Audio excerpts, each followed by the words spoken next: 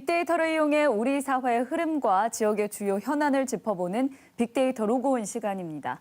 오늘은 최근 시민들의 관심을 끌고 있는 코로나19 백신과 관련한 이야기 빅데이터로 정리해봤습니다. 빅데이터와 AI 전문가 전채남 대표와 함께하겠습니다. 대표님 안녕하십니까? 예, 안녕하세요. 네, 이르면 이번 설 연휴 이후부터 코로나19 백신 접종이 시작될 예정인데요. 시민들의 관심도 커지고 있습니다. 오늘 이 코로나 백신 빅데이터로 분석하셨다고요? 네, 코로나19 백신을 주제로 해서 분석을 해봤는데요. 네이버 뉴스 약 3만 5천 건과 뉴스 댓글 약 4만 건을 수집해 활용했습니다. 네, 백신에 대한 관심은 지난해 코로나19가 시작된 이후부터 꾸준히 높았던 것 같은데 최근에는 접종 계획이나 또 부작용 같은 이슈에도 관심이 집중되고 있는 것 같습니다. 네, 그렇습니다. 실제 그 백신과 관련한 언론의 보도량을 보면 지난해 1월 약 800건으로 시작했던 보도들이 대구에서 코로나19 확산이 시작되면서 2월에는 2,000건을 넘어서고 3월부터는 3,000건 가량으로 유지되고 있습니다. 반면 백신과 관련한 댓글은 지난해 11월 이전까지는 거의 없는 수준이었는데요. 지난해 11월 미국과 영국 등 해외에서 백신 긴급 사용이 허가되면서 댓글 수가 폭증하는 걸 볼 수 있습니다. 당시 그 국내 백신 접종이 늦어지는 데 대한 불안감과 불만이 표출된 것으로 해석할 수 있습니다. 네, 백신에 대한 관심이 높은 만큼 관련된 키워드도 많을 것 같은데 주로 어떤 키워드들이 나타났습니까? 네, 키워드들을 한번 살펴보시면 백신과 관련한 키워드는 크게 네 가지로 구분할 수가 있는데요. 국가와 인물, 백신 회사와 관련 이슈 등인데요.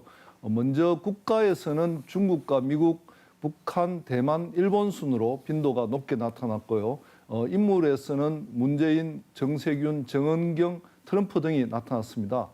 백신에서는 화이자와 모더나 또 아스트라제네카의 그 빈도가 높게 나타났는데요. 그 외에 시노백과 렘데시비르도 나타났지만 응급 빈도는 낮았습니다. 백신과 관련한 이슈로는 부작용과 마루타, 안전성 등의 키워드가 나타났는데요. 이것은 그 백신의 안정성에 대한 국민들의 불안이 큰 것으로 분석됐습니다. 여기에 빨리, 무능, 부럽다 등의 키워드도 보이는데요. 지난해 기준 그 백신 도입이 늦어지는 상황에 대한 부정적인 반응으로 볼 수 있습니다. 네, 이 키워드만 보더라도 백신에 대한 국민들의 생각을 알 수 있는 것 같은데 이 기사에 달린 댓글 반응도 분석하셨다고요? 네, 먼저 가장 댓글이 많이 달렸던 기사는 그 정세균 국무총리의 발언에 대한 건데요. 코로나 백신이 남으면 북한에 줄 수 있다는 발언에 약 3,000건 이상의 댓글이 달리면서 폭발적인 반응을 보였습니다. 대부분 부정적인 반응이었는데요. 돈, 세금, 외 등의 키워드가 나타났습니다.